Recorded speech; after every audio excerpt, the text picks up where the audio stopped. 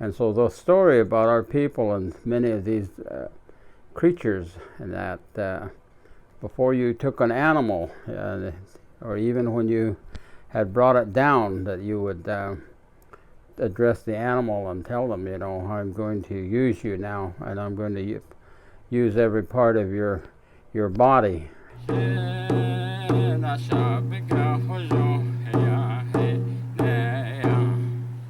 Among our Diné, there are 4 life forms besides the five-fingered being, and those are vegetation, insect, birds, and animals. And those creatures, they either live in the water or they live on the surface on the land. And so it is that we call them chil is plant, chosh is the bug, not agi is the birds, and not losh is the animals. And in the early times of our people here in the greater portion of the Southwest, there were many animals in that were used for food. And the hunting process back in those days was the preparation to go hunt was to use the sweat lodge. And there were some other things in that you did to prepare yourself to go hunting the animals. And the sweat lodge, you would use it before you went out hunting. And also for a number of days, possibly even 4 days, that I've been told that if you're a married man, you stay away from your children and your wife for those 4 days. You sleep separate, away from them. And it was that when you did go hunting, you were either hunting deer, which was a very abundant game. We called them bee. And then there was another one that was hunted regularly, and that was the bighorn sheep. And they called those nagaji.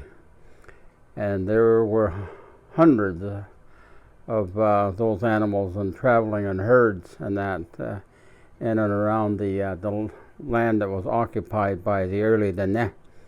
And then, of course, there was elk, which they called the tze. And then there was also moose.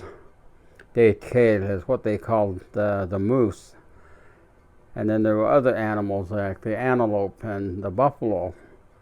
All of these creatures, along with the rabbits that were the cottontail and the jackrabbits, these were also game in that to be hunted. And so the story about our people and many of these creatures, and that before you took an animal, or even when you had brought it down, that you would address the animal and tell them, I'm going to use you now, and I'm going to use every part of your body. And so it was that none of the portions of the animal was ever wasted. Everything, even the inside of the animal, and the head of the animal, and the feet of the animal. So it was that was the way that the animals were used.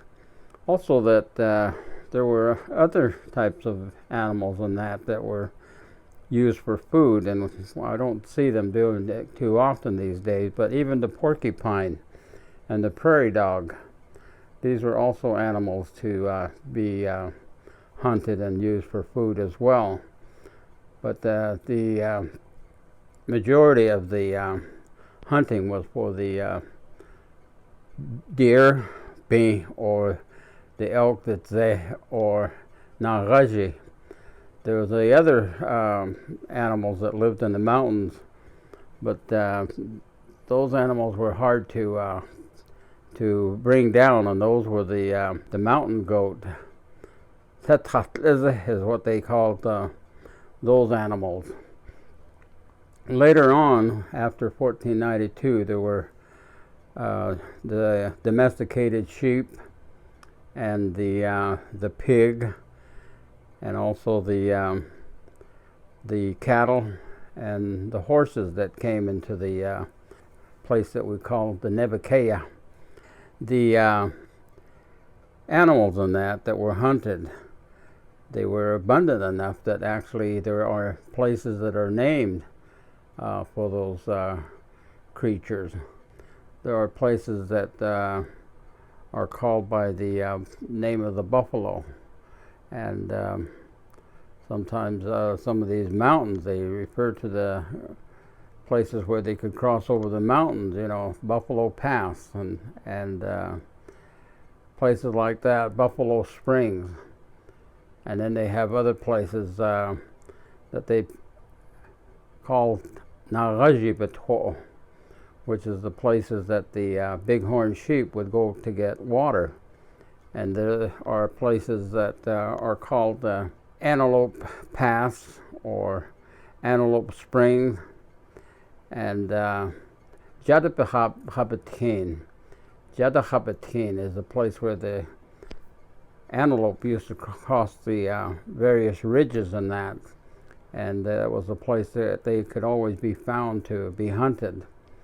And Jadabato, there's places that are named for the antelope, and those names can be seen sometimes on a map.